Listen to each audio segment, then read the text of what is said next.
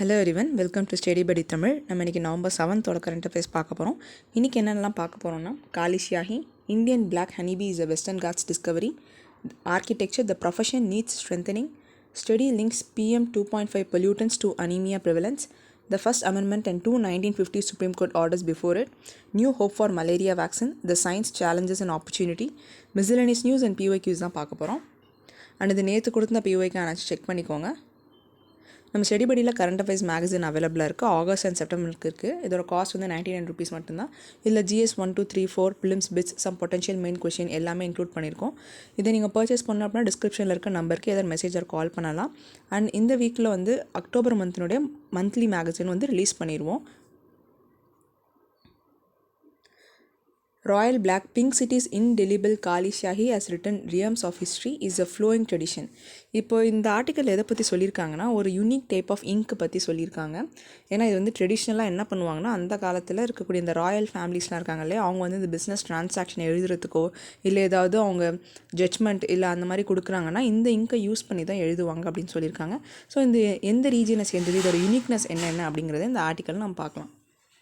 Keeping alive a tradition dating back to the reign of the Kachwaha rulers, a family in the walled city of Jaipur makes an indelible black ink or Kali Syahi. Used 250 years ago for writing royal firmans, decrees and ledgers. The fourth generation of the family now produces the ink every Deepavali. இப்போ என்னென்னா Kachwaha rulers இருக்காங்க இல்லையா, அவங்களோட அந்த டைமில் காலி ஷியாஹி அப்படிங்கிற இங்கை வந்து தயாரிச்சிட்டு இருந்தாங்க அந்த ரீஜனில். அரௌண்ட் 250 இயர்ஸ்க்கு முன்னாடி வந்து என்னென்னா ராயல் ஃபர்மன்ஸை யூஸ் பண்ணுறதுக்காக இந்த இங்கை வந்து யூஸ் பண்ணிகிட்டு இருப்பாங்க. இதில் இன்டெலிபிள் அப்படிங்கிற ஒரு வேர்டு இருக்கு இல்லையா, அப்படின்னா என்னென்னா இந்த இங்கை வந்து சீக்கிரமாக அழைக்க முடியாது. அதனால தான் வந்து இந்த இங்கை யூஸ் பண்ணியிருக்கதா சொல்லியிருக்காங்க. இப்போ ஜெனரலாக நம்ம லெட்டில் அதெல்லாம் எழுதணும்னா தண்ணி எதுவும் பட்டுச்சுன்னா ஒரு 2-3 நாள் அப்படியே லைட்டாக கசிய ஆரம்பிச்சிடும் இல்லையா பேப்பரில். பட் இந்த இங்கில் வந்து அந்த மாதிரி எதுவும் இருக்காது. அதான் வந்து இதோட இம்பார்ட்டன்ட் யூனிக்னஸாக சொல்கிறாங்க. அண்ட் இதை வந்து எந்த இன்க்ரீடியன்ஸ்லாம் யூஸ் பண்ணி மேக் பண்ணுறாங்க அப்படின்னு பார்த்தீங்கன்னா, the black ink is prepared on a no moon night with a chanting of mantras. No moon நைட்னா அமாவாசை அன்னைக்கு என்னென்னா அந்த மந்திரம் அதெல்லாம் வந்து சொல்லிவிட்டு இந்த இங்க் வந்து ப்ரிப்பேர் பண்ணுவாங்க அப்படின்னு சொல்லியிருக்காங்க. It is made of kajal, home made mascara, gond, edible gum and other locally sourced herbal ingredients இதெல்லாம் யூஸ் பண்ணி தான் இந்த இங்கை வந்து தயாரிக்கிறாங்க. இது இங்கை தயாரிக்கிறவங்க இன்னொரு விஷயம் என்ன சொல்கிறாங்க அப்படின்னா, the ink has medicinal properties as some of its ingredients were used in the traditional Ayurvedic system for the treatment and healing of wounds. இல்லை சம் ஹெர்பல் இன்க்ரீடியன்ஸும் யூஸ் சொல்கிறாங்க இல்லையா, அதனால தான் இந்த இங்கை வந்து கொஞ்சம் மெடிசினல் ப்ராப்பர்ட்டிஸும் இதுக்கு இருக்குது அப்படின்னு மென்ஷன் பண்ணியிருக்காங்க. இப்போது வந்து அட் ப்ரெசன்ட் டைமில் வந்து இது எதுக்காக யூஸ் பண்ணுறாங்கன்னா, இந்த லக்ஷ்மி பூஜை இருக்குது இல்லையா, அப்போ இந்த கணக்கெலாம் எழுதுவாங்க, பிஸ்னஸ் கணக்கு அதெல்லாம் எழுதுவாங்க. அதை ஸ்டார்ட் பண்ணுறதுக்கு இந்த இங்கை யூஸ் பண்ணி அவங்க அந்த அக்கௌண்ட்ஸ்லாம் ஸ்டார்ட் பண்ணுறதுக்கு வாங்குவாங்க அப்படின்னு சொல்லியிருக்காங்க. அண்ட் இயர்லியராக வந்து எதனால் இந்த இங்க் யூஸ் பண்ணாங்கன்னா, the ink was believed to ward off evil and bring prosperity to its users. அதை பயன்படுத்துகிறவங்களுக்கு வந்து ப்ராஸ்பரிட்டி வந்து சேரும், அண்ட் ஈவில்லாம் வந்து போயிடும் அப்படிங்கிற ஒரு நம்பிக்கை வந்து இருந்துச்சு பழங்காலத்தில். இது எந்த ரீஜியன் அப்படின்னா ஜெய்ப்பூர், அந்த ரீஜியனை சேர்ந்தது தான் இந்த இங்க் அப்படிங்கிறது. ஓவரால் இந்த ஆர்டிக்கல் நம்ம என்ன பார்த்துருக்கோம்னா காலி ஷியாஹி அந்த பிளாக் இங்கை பற்றி நம்ம பார்த்துருக்கோம். இது எந்த டைமில் எந்த ரூலர்ஸோட டைமில் வந்து இதை மேக் பண்ணாங்க, எதுக்காக இதை யூஸ் பண்ணாங்க, அப்புறம் இதை மேக் பண்ணுறதுக்கு என்னென்ன இன்க்ரீடியன்ஸ்லாம் தேவை, and when it comes to this ink இதோட பிலீஃப் என்னென்ன, இந்த மாதிரி ஈவில்னஸ்லாம் போயிட்டு ப்ராஸ்பரிட்டி வந்து அதை யூஸ் பண்ணுறவங்களுக்கு கொண்டு வரும் அப்படிங்கிறது தான் இதோட நம்பிக்கையாக இருக்குது. Next, Indian black honeybee is a Western Ghats discovery. இப்போ பொதுவாக ஹனிபீஸில் பார்த்தீங்க அப்படின்னா மேஜராக ஒரு 5 டிஃப்ரெண்ட் ஸ்பீஸ் வந்து இருக்கும். லைக் ஏபிஸ் டார்சாட்டா, மெலிஃபெராலாம் வந்து Italian bee, and Apis indica அப்படின்னா வந்து நம்ம இந்தியன் பீ சொல்லுவாங்க. இந்த மாதிரி ஒரு 5 டிஃப்ரெண்ட் டைப்ஸ் ஆஃப் ஸ்பீசிஸ் வந்து இருக்குது ஹனிபியை பொறுத்தவரையும். இப்போ என்னென்னா புதுசாக நம்ம இந்தியாவுக்குள்ளே எண்டமிக்காக ஒரு ஸ்பீசிஸ் வந்து கண்டுபிடிச்சிருக்காங்க. அதோட நேம் என்னென்னு பார்த்தீங்கன்னா ஏபிஸ் கரிஞ்சோடியன் அப்படிங்கிற ஒரு புது ஸ்பீஸை வந்து வெஸ்டர்ன் காட்ஸ் ரீஜனில் டிஸ்கவர் பண்ணியிருக்காங்க. A new species of endemic honeybee has been discovered in the Western Ghats. The new species has been named Apis carinjodian and given the common name Indian black honeybee. ஏன்னா already Indian ஹனிபிக்கு என்ன பேர்னா APs செரானா Indica அப்படின்னு வந்து சொல்லுவாங்க. இப்போது இதுக்கு Indian black honeybee அப்படிங்கிற name வந்து கொடுத்துருக்காங்க, common name. The last honeybee described from India was Apis indica. நான் சொன்னேன்ல ஏபிஸ் செரானா இண்டிகா, அது வந்து 1798 வந்து டிஸ்கவர் பண்ணாங்க. Although the Fabricius named the Indian bee as Apis indica, it was not considered a valid species. The research team restored the status of Apis indica based on the new measure for species discrimination, honeybees termed radiomelial index. இப்போ என்ன இந்த பீஸ்லாம் பார்த்தீங்கன்னா almost எல்லாம் ஒரே மாதிரியே இருக்கும். ஒரு சில டிஸ்டிங் ஃபீச்சர்ஸ் வச்சு தான் நம்மளால் கண்டுபிடிக்க முடியும். அதை வந்து என்ன மெத்தட் யூஸ் பண்ணி கண்டுபிடிக்கலாம், ரேடியோ மில்லியல் இண்டெக்ஸ், அதை வச்சு தான் வந்து டிஸ்கிரிமினேட் பண்ணுறாங்க. ஸோ இது வந்து இந்த ஸ்பீசிஸ் அண்ட் இது வந்து இண்டிகா ஸ்பீசிஸ், மெல்லிஃபரா ஸ்பீசிஸ் அப்படின்னு டிஸ்கிரிமினேட் பண்ணுறாங்க. இப்போ இந்த ஏபிஸ் கருஞ்சோடினா அதே மாதிரி தான் வந்து அந்த ஃபோட்டோகிராஃப்ஸ்லாம் வச்சுட்டு இது வந்து ஏபிஸ் இண்டிகா கிடையாது, இது ஒரு புது விதமான ஸ்பீசிஸ் அப்படின்னு வந்து டிஸ்கவர் பண்ணியிருக்காங்க. இது வந்து என்ன இண்டெக்ஸ் அப்படிங்கிறத நம்ம ஞாபகம் வச்சுக்கணும், ரேடியோ மில்லியல் index. The distribution of Apis caryngodion ranges from the central Western Ghats and Nilgiris to the southern Western Ghats, covering the states of Goa, Karnataka, Kerala and Tamil Nadu. இந்த ரீஜன்லலாம் வந்து APs கருஞ்சோடியன் species வந்து பார்த்துருக்காங்க அப்படின்னு சொல்லியிருக்காங்க. ஐ மீன் இதோட location spread எவ்வளோ இருக்குது.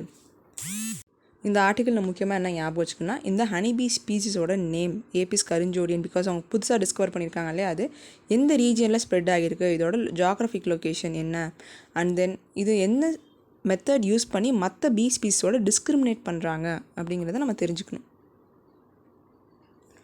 Architecture த profession needs strengthening.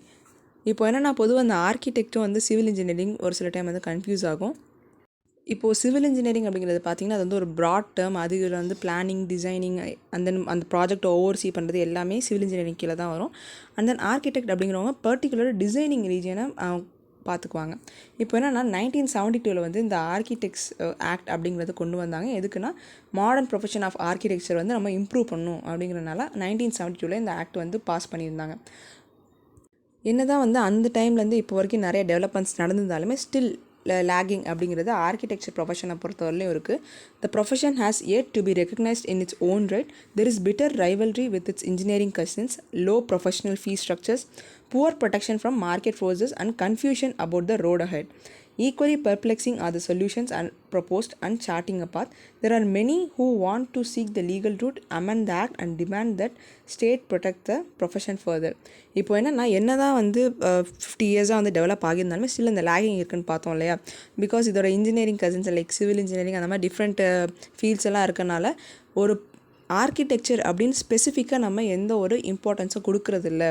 அதனால் நம்ம இந்த ப்ரொஃபஷனுக்கு ஸ்பெசிஃபையாக ஏதாவது ஒரு ஆக்ட்ஸ் கொண்டு வரணும், ஐ மீன் ஆல்ரெடி இருக்க ஆக்டில் அமெண்ட்மெண்ட் கொண்டு வரணும் அப்படின்னு சொல்லியிருக்காங்க. இப்போது இந்த ப்ளூ பிரிண்ட் அப்படிங்கிற இந்த டாப்பிக்கில் என்ன கொடுத்துருக்காங்கன்னா, எப்படி இந்த ஆர்கிடெக்சர் ப்ரொஃபஷனை நம்ம ஸ்ட்ரென்தன் பண்ணுறது அப்படின்னு ஒரு 3 பாயிண்ட் வந்து கொடுத்துருக்காங்க. ஃபஸ்ட்டு பாயிண்டில் வந்து என்ன சொல்கிறாங்க அப்படின்னா, ஆல்ரெடி இந்த ஆர்கிடெக்சர் அப்படிங்கிற பொறுத்தவரை 20th சென்ச்சுரியில் அதுக்கான டெஃபினிஷன்ஸ் வந்து கொடுத்துருப்பாங்க. ஐ மீன் ஆர்கிடெக்சர் கீழே என்னென்ன வரும் அப்படிங்கிறது இன்க்ளூஷன் இருக்கும். இப்போ இந்த 21st சென்ச்சுரியில் பார்த்திங்க அப்படின்னா ஆர்கிடெக்சர் கீழே ஐ மீன் அதுவும் ஒரு ப்ராடர் டேர்மாக மாறிடுச்சு. அது கீழே நிறைய விஷயங்கள் வந்து இருக்குது. ஸோ நம்ம வந்து என்னென்னா ஒரு புது டெஃபினேஷன் வந்து கொடுத்து அதுக்கு ஏற்ற மாதிரி அந்த ஜூரிஸ்டிக்ஷன்ஸ் வந்து கொண்டு வரணும் அமெண்ட்மெண்ட்ஸில் அப்படின்னு சொல்லியிருக்காங்க. அண்ட் செகண்ட் பாயிண்ட் என்ன சொல்லியிருக்காங்கன்னா, the second aspect is to help smaller and medium firms by lobbying to remove the severe entry barriers that deny them projects. இப்போ இந்த விஐபி படத்தில் பார்த்தீங்க அப்படின்னா ஒரு ரெகுலராக அந்த மேஜர் கம்பெனிஸ் அப்படிங்கிறவங்க இருப்பாங்க. அவங்களுக்கு தான் வந்து அந்த டெண்டர் கிடைக்கும் இல்லையா. சின்ன சின்ன ஃபேர்ம்ஸ்க்குலாம் வந்து அவ்வளோவா கிடைக்காது. அந்த மாதிரி இஷ்யூ வந்து ஆக்சுவலி இருக்குது. அதனால் என்னென்னா பெரிய கம்பெனிஸ் வந்து சின்ன கம்பெனிஸ் வளர்கிறத தடுக்கிறாங்க இல்லையா ஒரு சில டைம். அந்த மாதிரி நடக்கக்கூடாது. Help smaller and medium firms by lobbying to remove severe entry barriers that deny them projects. சின்ன சின்ன கம்பெனிஸ் வந்து இம்ப்ரூவ் ஆகிறதுக்கு நம்ம சப்போர்ட் பண்ணணும். Equally important is the third way, strengthening what Friedson calls the soul of the profession by focusing on practice and institutional ethics, thereby enhancing the quality of services. இப்போ என்னென்னா அந்த particular ப்ரொஃபஷனோட ethics அது எல்லாத்தையுமே வந்து நம்ம improve பண்ணணும். அப்படி பண்ணுறப்ப அல்டிமேட்லி அந்த குவாலிட்டி ஆஃப் சர்வீஸுங்கிறது இம்ப்ரூவ் ஆகும். இந்த மாதிரி குவாலிட்டி ஆஃப் சர்வீசஸ் இம்ப்ரூவ் ஆச்சு அப்படின்னா அல்டிமேட்லி அந்த ப்ரொஃபஷன் வந்து டெவலப் ஆகிடும் அப்படின்னு சொல்லியிருக்காங்க. இந்த 3 பாயிண்ட் தான் வந்து என்ன சொல்லியிருக்காங்கன்னா, ஆர்கிடெக்சர் ப்ரொஃபஷனை நம்ம இம்ப்ரூவ் பண்ணுறதுக்கு ஒர்க் பண்ணணும் அப்படிங்கிறத மென்ஷன் பண்ணியிருக்காங்க. ஓவரால் இந்த ஆர்டிக்கல் என்ன பார்த்துருக்கோன்னா, ஆர்கிடெக்ட்ஸ் ஆக்ட் 1972 கொண்டு வந்தாங்க. பட் என்ன தான் அந்த ஆக்ட் கொண்டு வந்திருந்தாலுமே இப்போ வரைக்கும் ஒரு சில லேக்கிங் அப்படிங்கிறது ஆர்கிடெக்சர் ப்ரொஃபஷனில் இருக்குது. ஸோ ஒரு 3 பாயிண்ட்ஸ் வந்து மென்ஷன் பண்ணியிருக்காங்க, இந்த ப்ரொஃபஷனை நம்ம எப்படி ஸ்ட்ரென்தன் பண்ணலாம் அப்படின்னு சொல்லி. Next, study links particulate matter 2.5 pollutants to anemia prevalence. இப்போ இந்த பொல்யூட்டன்ஸ் இருக்குது இல்லையா, அதில் வந்து இந்த PM2.5 பொல்யூட்டன்ஸ் அதிகமாக இருக்க காரணத்தினால என்ன ஆகுதுன்னா அனிமியா ப்ரிவலன்ஸும் வந்து அதிகமாகுது அப்படின்னு சொல்லியிருக்காங்க.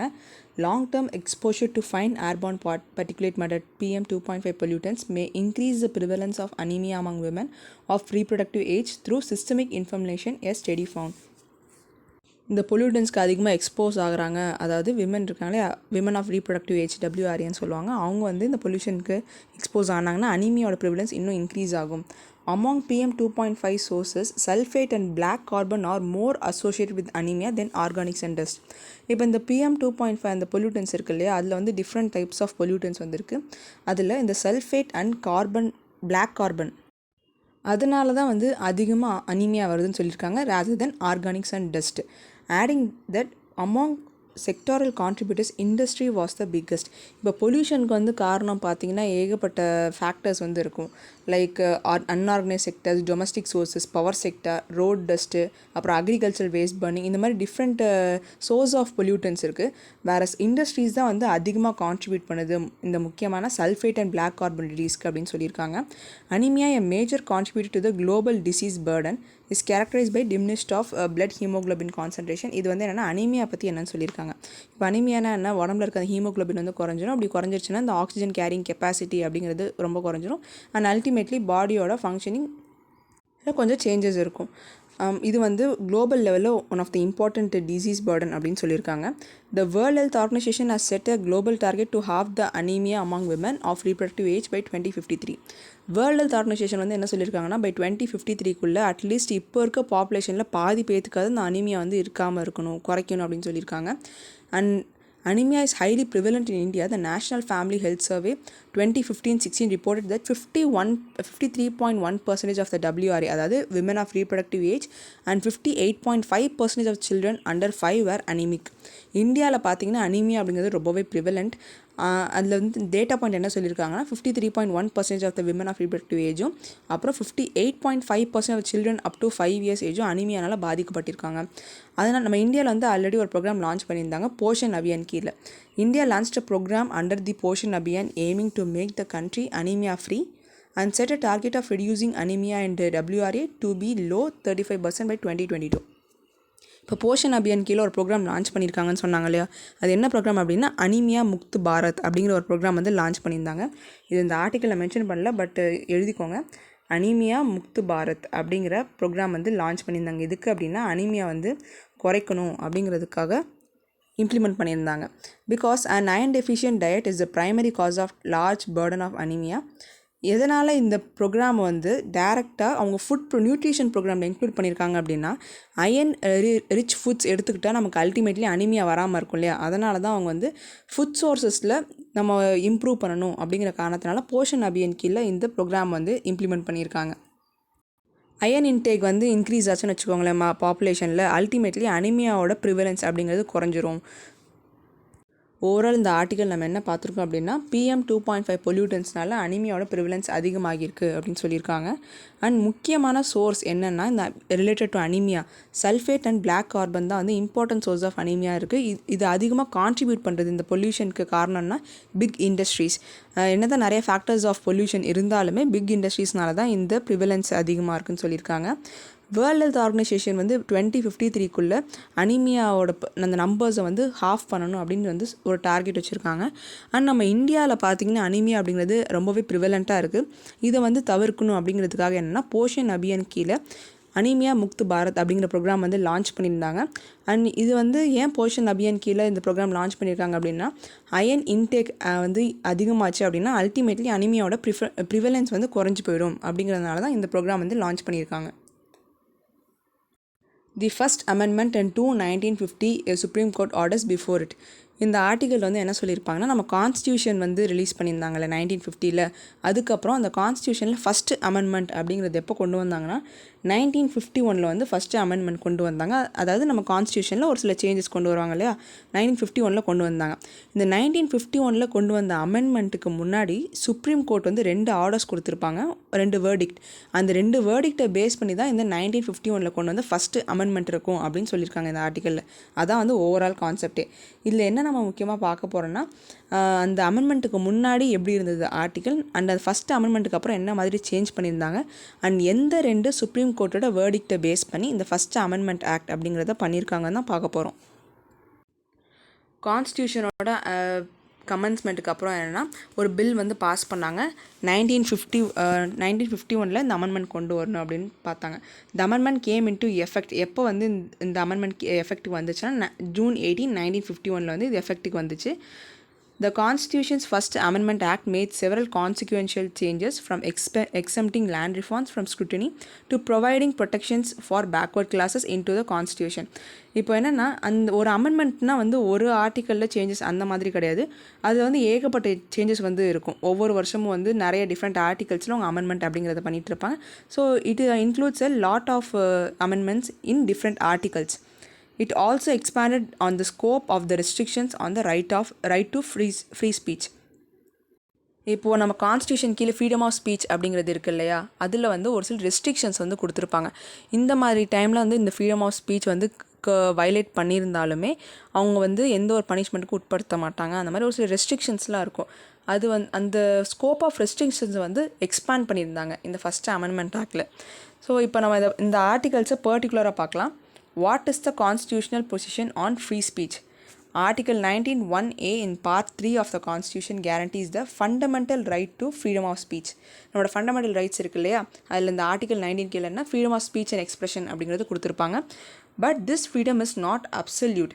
அப்சல்யூட் அப்படின்னா நீங்கள் என்ன வேணாலும் பேசலாம் அப்படிங்கிற ஃப்ரீடம் ஆஃப் ஸ்பீச் வந்து கிடையாது. அதில் ஒரு சில ரெஸ்ட்ரிக்ஷன்ஸ் அப்படிங்கிறது இருக்குதுன்னு சொல்லியிருக்காங்க. Article 19 of 2 list exceptions or reasonable restrictions on that right. Article 19 of 2ல வந்து என்ன சொல்லியிருப்பாங்கன்னா அது என்னென்ன ரெஸ்ட்ரிக்ஷன்ஸ், ஸோ இந்த reasonable restrictions on that right என்னென்னங்கிறத மென்ஷன் பண்ணியிருப்பாங்க. இப்போ இந்த ஆர்டிக்கல் 19 of 2 வந்து ஒரிஜினல் கான்ஸ்டியூஷனில் என்ன மாதிரி இருந்தது அப்படின்னா நத்திங் இந்த சப் கிளாஸ், இது ஆக்சுவலாக அந்த பெரிய ஆர்டிக்கல். இதில் என்ன டிஃப்ரென்ஸ் அப்படின்னு மட்டும் நான் சொல்லிடுறேன். இங்கே reasonable restrictions on the exercise of the right அப்படின்னு கொடுத்துருப்பாங்க. அண்ட் அது மட்டும் இல்லாமல் public order and incitement to an offence அப்படிங்கிற இந்த 3 விஷயங்களை அதில் இன்ட்ரடியூஸ் பண்ணியிருப்பாங்க பழச விட. Nothing in sub clause shall affect the operation of any existing law in so far or relates to or prevent the state from making any law relating to libel, slander, defamation. அதாவது என்னென்னா இதில் ஒரு சில exceptions வந்து கொடுத்துருப்பாங்க. Reasonable restriction எந்தெந்த டைம்லாம் வந்து அந்த ஃப்ரீடம் ஆஃப் ஸ்பீச் வந்து கர்ப் பண்ணலாம் அந்த மாதிரி கொடுத்துருப்பாங்க. பட் அமெண்ட்மெண்ட்டுக்கு அப்புறம் என்ன மாதிரி கொடுத்துருந்தாங்கன்னா ரீசனபிள் ரெஸ்ட்ரிக்ஷன்ஸ் அப்படிங்கிற ஒரு வார்த்தை வந்து இன்ட்ரடியூஸ் பண்ணியிருந்தாங்க. ஏன்னா வந்து எல்லா டைம்லையுமே வந்து இந்த எக்ஸப்ஷன்ஸ் அப்படிங்கிறத ஒர்க் ஆகுமா, கம்ப்ளீட்டாக ஒர்க் ஆகுமா அப்படின்னு கேட்டால் வந்து கிடையாது. ஒரு சில டைம் வந்து அது கரெக்டான விஷயமாக தான் இருக்கும். அதில் வந்து நம்ம ரெஸ்ட்ரிக்ட் பண்ணுங்கிற அவசியம் வந்து இல்லாமல் இருந்திருக்கும். அதனால் என்ன எந்தெந்த இடத்துல தேவையோ ரீசனபிளாக இருக்கும் அந்த டைமில் இந்த ரெஸ்ட்ரிக்ஷன்ஸை கொண்டு வரலாம். அண்ட் நெக்ஸ்ட் என்னென்னா பப்ளிக் ஆர்டரை வந்து சரியாக பண்ணலாம். ஐ மீன் அதுக்கு அகெயின்ஸ்டாக ஏதாவது அந்த ஃப்ரீடம் ஆஃப் ஸ்பீச்சில் அவங்க யூஸ் பண்ணி பேசியிருந்தாங்க அப்படின்னா அதை வந்து பனிஷ்மெண்ட்டுக்கு உள்ளாக்கலாம்.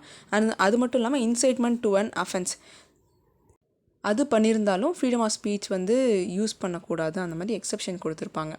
இந்த 3 டேர்ம்ஸையும் என்னென்னா அமெண்ட்மெண்ட்டுக்கு அப்புறம் கொண்டு வந்தது.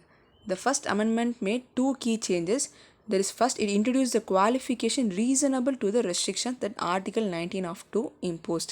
The insertion of the term reasonable, he argued that, kept the door open for the courts to step in and examine the legitimacy of the restrictions imposed by the parliament. இப்போ என்னென்னா இந்த கான்ஸ்டியூஷன் வந்து parliament அவங்களோட சைனுக்கு அப்புறம் தானே வந்து implement பண்ணியிருக்காங்க. இப்போ என்னென்னா அதில் ஒரு சில விஷயம் இந்த பேசிக் ஸ்ட்ரக்சரை வந்து சரியாக வைக்கல, ஒரு சில லாஸ் அந்த மாதிரி இருந்தால் சுப்ரீம் கோர்ட் வந்து இன்வால்வ் ஆவாங்க. இப்போ இந்த ரீசனபிள் ரெஸ்ட்ரிக்ஷன்ஸ் அப்படிங்கிற ஒரு வார்த்தையை நம்ம இன்ட்ரடியூஸ் பண்ணாலும் என்னன்னா சுப்ரீம் கோர்ட் வந்து இன்வால்வ் ஆகலாம். வெதர் அவங்க கொடுத்துருக்க இந்த ரெஸ்ட்ரிக்ஷன்ஸ் வந்து லெஜிட்டிமேட் ஆனதா இல்லையா அப்படிங்கிறத சொல்கிறதுக்கு கோர்ட் இன்வால்வ் ஆகிறதுக்கு ஒரு சான்ஸை வந்து கொடுத்துருக்கு அப்படின்னு சொல்லியிருக்காங்க. செகண்ட் பாயிண்ட் என்ன அப்படின்னா the amendment introduced into the constitution specific terms public order and incitement to an offense. So இந்த மாதிரி அவங்க ஃப்ரீடம் ஆஃப் ஸ்பீச்சை பயன்படுத்தி இப்போ தவறுதலாக பயன்படுத்துகிறாங்க, பப்ளிக் ஆர்டர் வந்து இதனால் வந்து கெட்டு போகுது அப்படின்னா அந்த டைம்லேயும் வந்து கர்வ் பண்ணலாம். ஸோ இந்த 2 நேரோவர் டேர்ம்ஸ் அண்ட் அது மட்டும் இல்லாமல் இந்த ரீசனபிள் ரெஸ்ட்ரிக்ஷன்ஸ் இந்த அமெண்ட்மெண்ட்லாம் எதை பேஸ் பண்ணி கொண்டு வந்தாங்க அப்படின்னு பார்த்தீங்கன்னா சுப்ரீம் கோர்ட்டோட 2 verdicts, Brij Bhushan vs state of Delhi March 1950 and Romesh Thappar vs state of Madras May 1950. இந்த 2 டைம்லேயும் அவங்க கொடுத்த வேர்டிக்ஸ் தான் வந்து ஃபஸ்ட்டு அமெண்ட்மெண்ட்டை ப்ரொவோக் பண்ணுச்சு அப்படின்னு கொடுத்துருக்காங்க. ஓவரால் இந்த ஆர்டிக்கல் நம்ம என்ன பார்த்துருக்கோம் அப்படின்னா, ஃபஸ்ட்டு அமெண்ட்மெண்ட், ஸோ கான்ஸ்டியூஷன் வந்து இம்ப்ளிமெண்ட் பண்ணி அதுக்கப்புறம் 1951 அவங்க கொண்டு வந்த ஃபஸ்ட்டு அமெண்ட்மெண்ட் பற்றி தான் பார்த்தோம். அதில் முக்கியமாக என்ன, இந்த freedom of right to free speech அதை பேஸ் பண்ணியிருக்க ஆர்டிகல்ஸில் என்ன அமெண்ட்மெண்ட் கொண்டு வந்தாங்க. ஃபஸ்ட் ஒன் வந்து என்ன, ரீசனபிள் ரெஸ்ட்ரிக்ஷன்ஸ் அப்படிங்கிறத வந்து இன்க்ளூட் பண்ணாங்க. அண்ட் செகண்ட் என்னென்னு பார்த்தீங்கன்னா, 2 நேரோ terms like public order and then incitement to an offence இதை வந்து இன்க்ளூட் பண்ணியிருந்தாங்க. இந்த இன்க்ளூஷனுக்கு என்ன காரணமாக இருந்துச்சுன்னு பார்த்தீங்கன்னா, இந்த அமெண்ட்மெண்ட்டுக்கு முன்னாடி 1950s வந்திருந்த சுப்ரீம் கோர்ட்டோட வேர்டிக்ட், சுப்ரீம் கோர்ட்டோட 2 வேர்டிக்ட் தான் வந்து இந்த அமெண்ட்மெண்ட்டுக்கு ரீசனாக இருந்திருக்கு அப்படின்னு சொல்லியிருக்காங்க. New hope for malaria vaccine, the science challenges opportunity. Malaria kills nearly 6 lakh people every year, the majority of whom are children under the age of 5 in the sub-Saharan Africa. இப்போ இந்த மலேரியானால் பார்த்தீங்கன்னா ஏகப்பட்ட லட்சக்கணக்கான மக்கள் வந்து இறந்து போகிறாங்க. முக்கியமாக எந்த ரீஜன்னு பார்த்தீங்கன்னா சப்-சஹாரன் ஆஃப்ரிக்காவில் இருக்கக்கூடிய அந்த 5 வயசுக்கு கீழே இருக்க குழந்தைங்க தான் வந்து அதிகமாக அஃபெக்ட் ஆகுறாங்க. இப்போ ரீசெண்டாக என்னென்னு பார்த்தீங்கன்னா RTS-AS01 மஸ்கியூரிக்ஸ் அப்படிங்கிறத வந்து ஒரு வேக்சினை டெவலப் பண்ணியிருக்காங்க. GlaxoSmithKline அப்படிங்கிற இந்த கம்பெனி வந்து டெவலப் பண்ணியிருக்காங்க.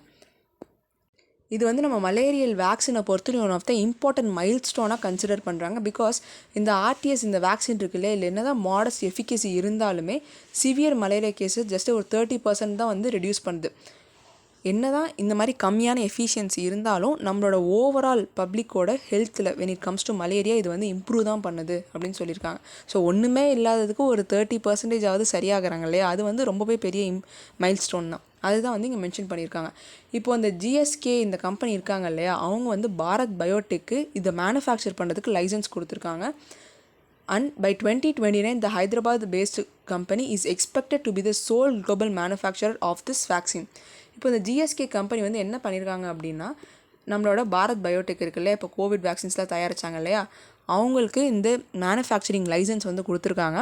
2029 பார்த்தீங்கன்னா குளோபல் லெவலில் இந்த பர்டிகுலர் வேக்சினை தயாரிக்கிறது நம்ம இந்தியாவில் இருக்கக்கூடிய இந்த பாரத் பயோடெக் கம்பெனியாக மட்டும்தான் இருக்கும் அப்படிங்கிறதையும் மென்ஷன் பண்ணியிருக்காங்க. இந்த வேக்சின் வந்து என்ன மாதிரி ஒர்க் ஆகும் அப்படின்னு வந்து கொடுத்துருக்காங்க. ஸோ சயின்டிஃபிக் டெர்மினாலஜியில் கொடுத்துருக்காங்க. இங்கே வந்து 2 வேக்சின் சொல்கிறாங்க, RTS அண்ட் R21 அப்படிங்கிற 2 வேக்சின் சொல்கிறாங்க. இது ரெண்டுமே வந்து ஆல்மோஸ்ட் சிமிலர் தான். பட் இதில் என்ன இம்பார்ட்டன்ட் டிஃப்ரென்ஸ் இருக்குது அப்படின்னு பார்த்தீங்கன்னா, இதில் இருக்கக்கூடிய அமௌண்ட் ஆஃப் HPSAG. HPSனா hepatitis B virus surface antigen அப்படிங்கிற அந்த ப்ரோட்டீனோட லெவல் வந்து டிஃப்ரெண்ட்டாக இருக்கும். என்ன தான் எல்லா காம்பனன்ட் சேமாக இருந்தாலும் இதான் வந்து அந்த டிஸ்டிங் ஃபேக்டராக வந்து இருக்குது. ஜஸ்ட் நம்ம இது மட்டும் தெரிஞ்சுக்கிட்டா போதும். பிகாஸ் ரொம்ப இன்டீரியராக வந்து சயின்டிஃபிக்காலாம் கேட்க மாட்டாங்க. ஜெனரலிஸ்டிக்காக வந்து எதனால இதுக்கு டிஃப்ரென்ஸ் இருக்குது அப்படிங்கிறத நம்ம தெரிஞ்சு வச்சுக்கணும். அண்ட் நெக்ஸ்ட், இந்தியாவோடைய weakness and strength when it comes to malaria என்னென்ன அப்படின்னு பார்த்தீங்கன்னா, a major gap is in the establishment of safe and scientifically robust control human infection models in India for diseases like malaria and influenza. இங்கே CHMI அப்படிங்கிற ஒரு abbreviation வந்து சொல்லியிருக்காங்க. அதாவது என்னென்னா controlled human malaria infection. So இந்த CHMI controlled human malaria infection அப்படின்னு என்னென்னா, ஒரு ஹெல்த்தி பர்சன் இருக்காங்க இல்லையா, ஒரு ஹெல்த்தி பர்சன் இருக்காங்க அப்படின்னா அவங்களுக்கு வந்து டெலிபரேட்டாக நம்ம வந்து இந்த மலேரியாவை இன்ஃபெக்ஷன் க்ரியேட் பண்ணுவோம். லைக் நல்லா இருக்கவங்களுக்கு மலேரியா வந்து ஏற்படுத்த வைப்போம். Either by mosquito bite or by introducing the sporozoites. இந்த மலேரியா இன்ஃபெக்ஷனுக்கு என்ன ஸ்போரோசைட்ஸ் காரணமாக இருக்கோ அதை வந்து அந்த ஹெல்த்தி ஹியூமனுக்குள்ளே இன்ட்ரடியூஸ் பண்ணுவாங்க. அதன் மூலியமாக என்னென்னா அவங்களுக்கு வேக்சின்ஸ் கொடுத்து ட்ரை பண்ணி பார்ப்பாங்க. ஸோ இந்த வேக்சின் வந்து ஒர்க் ஆகுதா இல்லையா அப்படிங்கிற மாதிரி அவங்க வந்து ஹியூமன்ஸ் வச்சு டெஸ்ட் பண்ணுவாங்க.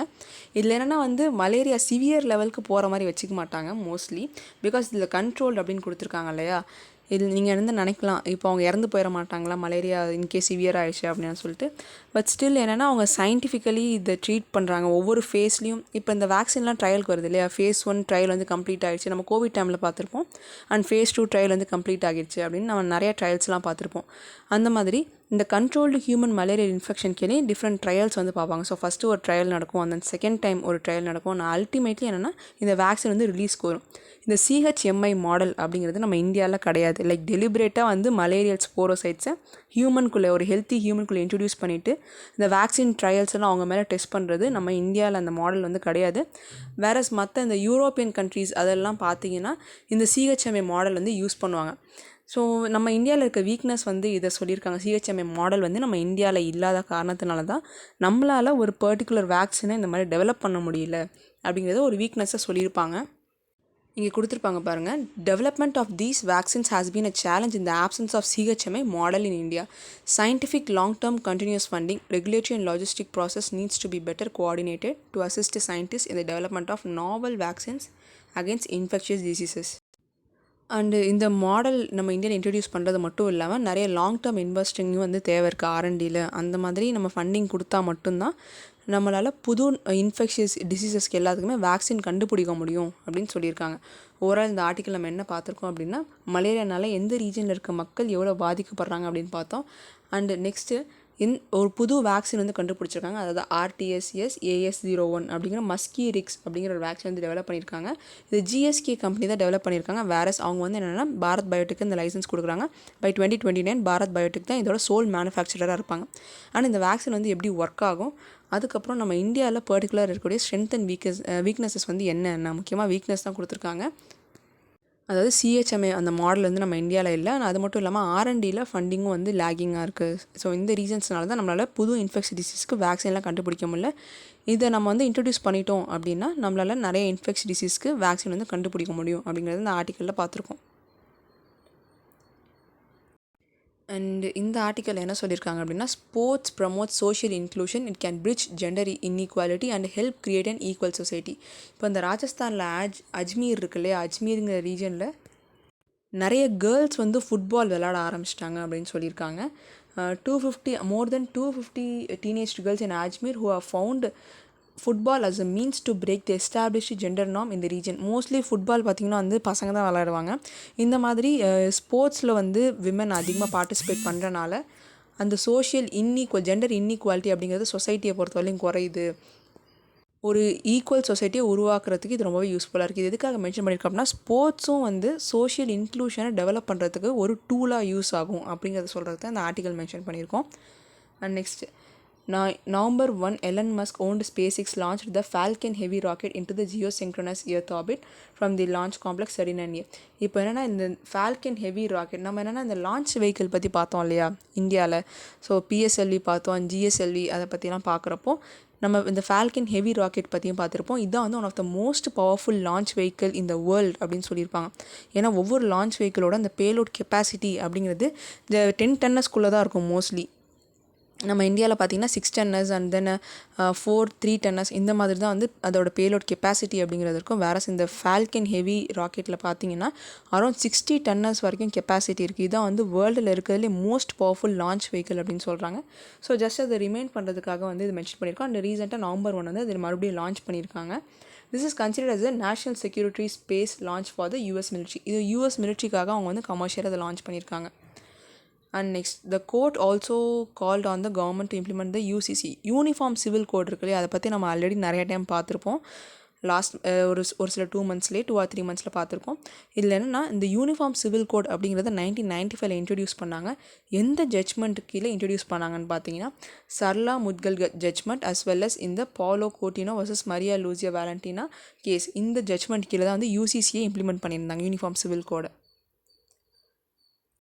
நெக்ஸ்ட் இதில் என்னென்னா வெரிநாக் அப்படிங்கிற ஒரு ரீஜனை பற்றி சொல்லியிருக்காங்க. என்ன ஜம்மு அண்ட் காஷ்மீரில் it is Verinag, a massive pond from where the great Jhelum river begins its long journey through the வேலி.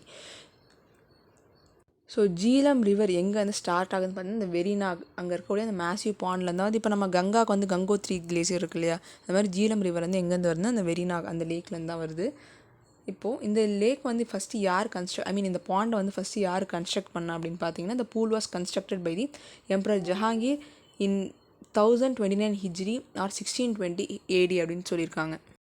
ஆக்சுவலாக ஹிஜ்ரி அப்படின்னா அந்த முஸ்லீம் காலண்டர் அந்த பேஸ் பண்ணி அவங்களோட டேட் பேஸ் பண்ணி தான் 1029 ஹிஜ்ரி அப்படின்னு சொல்லியிருக்காங்க. இந்த வேர்டு வந்து ஞாபகம் வச்சுக்கோங்க. அண்ட் நெக்ஸ்ட்டு இதை யார் கன்ஸ்ட்ரக்ட் பண்ணான்னு பார்த்துட்டோம். இந்த வெரிநாக் ரீஜனை வந்து நிறைய ஹிஸ்டாரிக்கல் டெக்ஸ்ட்டில் இன்க்ளூட் பண்ணியிருக்காங்கன்னு சொல்லியிருக்காங்க. ஸோ ஃபஸ்ட் வந்து ஜஹாங்கீரி நாமா அண்ட் தென் ஐனி அக்பரி, ராஜதரங்கனி இந்த 3 ஹிஸ்டாரிக்கல் டெக்ஸ்ட்லேயுமே இந்த வெரிநாக் ரீஜனை பற்றி மென்ஷன் பண்ணியிருக்கதா சொல்லியிருக்காங்க. And according to the Nilamata Purana, the entire valley of Kashmir was once a lake called Satisar. அந்த என்டையர் வேலி ஆஃப் காஷ்மீருமே ஒன்ஸ் என்னன்னு சொன்னாங்கன்னா சத்தி சாரா அப்படின்னு சொல்லியிருந்தாங்க. எந்த டெக்ஸ்ட்லனா நிலமாத்தா புராணா. இது வந்து கொஞ்சம் ஹிஸ்டாரிக்கல் பேசிஸ், வேர்ட்ஸ் எல்லாம் ஞாபகம் வச்சுக்கோங்க.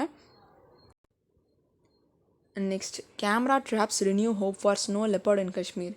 இப்போ என்னென்னா ரீசெண்டாக இந்த கேமராஸ் அங்கங்கே வச்சுருப்பாங்க இல்லையா இந்த ஃபாரஸ்ட்லலாம் எதிர் அந்த அனிமல்ஸ் வந்து எப்படி இருக்குன்னு பார்க்குறதுக்காக அதை மானிட்டர் பண்ணுறதுக்காக கேமராஸ் வச்சுருப்பாங்க. அந்த மாதிரி ஜம்மு அண்ட் காஷ்மீரில் இந்த பால்டால் ஜோஜிலா அந்த ரீஜனில் என்னென்னா இந்த கேமரா ட்ராப்ஸ் வந்து வச்சுருக்காங்க. அதில் வந்து என்ன ரீசெண்டாக தெரிஞ்சிருக்கு அப்படின்னா இந்த ஸ்னோ லெப்பர்ட்ஸ் இருக்கு இல்லையா அதோட எக்ஸிஸ்டன்ஸ் வந்து தெரிஞ்சிருக்கு அப்படின்னு சொல்லியிருக்காங்க. The first ever recording of the snow leopard from the Baltal Zojila region has renewed hopes for the elusive predator in the higher altitudes of Jammu and Kashmir and Ladakh region. Because நிறைய species வந்து அழிஞ்சி வந்துட்டுருக்கு இந்த டைமில் வந்து இந்த camera dropping மூலிமா snow leopard இந்த ப்ரிடேட்டர் இருக்கிறது வந்து ஒரு நல்ல ஹோப்பாக இருக்குது. இன்னும் நிறைய ஸ்பீசிஸ் வந்து இந்த மாதிரி இருக்கிறதுக்கு வாய்ப்பு இருக்குது அப்படிங்கிறத சொல்லியிருக்காங்க. ANSI builds tribal hut replicas to help preserve promote unique heritage. இந்த காலத்தில் வந்து நிறைய மாடர்ன் பில்டிங்ஸ்லாம் இருக்குது. பட் மோஸ்ட்லி முன்னாடி இந்த ட்ரைபல் பிள்ளைனா ஹட் அதுதான் வந்து மேக் பண்ணுவாங்க.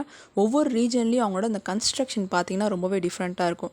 லைக் இப்போ ராஜஸ்தான் அண்ட் குஜராத் அந்த டெசர்ட்ஸ்லாம் பார்த்திங்கன்னா அவங்களோட ஹட் மேக்கிங் டிஃப்ரெண்ட்டாக இருக்கும். அண்ட் தென் ஹில்லி ஏரியாஸில் பார்த்திங்கன்னா அவங்களோட ஹட்ஸ் வேறு மாதிரி இருக்கும். இந்த மாதிரி நிறைய யூனிக் டைப்ஸ் ஆஃப் ஹட்ஸ் வந்து இருக்குது. இப்போ ரீசெண்டாக என்ன பண்ணியிருக்காங்கன்னா இந்த anthropological survey of India ANSI அவங்க வந்து நிறைய டிஃப்ரெண்ட் ட்ரைபல் குரூப்ஸோட ஹட் வந்து ரிக்ரியேட் பண்ணியிருக்காங்க. ஸோ நம்மளோட ஹெரிட்டேஜை வந்து பாதுகாக்கணும் அப்படிங்கிறதுக்காக இந்த ஒர்க் பண்ணியிருக்காங்க. இதில் ஒவ்வொரு ட்ரைப்ஸோட ஹட்டை வந்து மென்ஷன் பண்ணியிருக்காங்க. ஒரு சில ட்ரைப்ஸ் மட்டும்தான். From a distinctive beehive shaped hut of the Jarawa tribe. So Jarawa ட்ரைப்ஸோட அவங்களோட ஹட் என்ன ஷேப்பில் இருக்குன்னா பீ ஹை ஷேப்பில் இருக்குன்னு சொல்லியிருக்காங்க. To a Shompen hut crafted with leaves of jungli supari with a cage for the wild pigs built beneath it. And next என்ன பார்த்தீங்கன்னா ஷோம்பென் ஹட். இந்த ஷோம்பென் ஹட்டில் வந்து எதை வச்சு மேக் பண்ணியிருப்பாங்கன்னா லீவ்ஸ் ஆஃப் ஜங்லி சுப்பாரி அதுக்கப்புறம் இல்லாமல் ஒரு கேஜும் வந்து கீழே பில்ட் பண்ணியிருப்பாங்க வைல்ட் பில்ட்ஸை வந்து பிக்ஸை வந்து வச்சுக்கிறதுக்காக. அண்ட் நெக்ஸ்ட் வந்து நிக்கோபாரிஸ் ஹட் பற்றி சொல்லியிருக்காங்க. அது வந்து என்னென்னா எதை யூஸ் பண்ணி மேக் பண்ணுவாங்கன்னா thin stems of the local cane covered by thick dry grasses. So இந்த பிக்சரில் பாருங்கள் இந்த மாதிரி தான் இருக்கும் நிக்கோபாரிஸோட ட்ரைபல் ஹட் அப்படிங்கிறது. இதில் பர்டிகுலர் இந்த ஜராவாஸோட ஹட் இருக்குல்ல இந்த பீ ஹை ஷேப்பில் இருக்கும் இல்லையா அதை பற்றி இன்னொரு வார்த்தையும் கொடுத்துருக்காங்க. The traditional Jarawa hut called chadda has a traditional basket bows and arrows and other artifacts use by the community.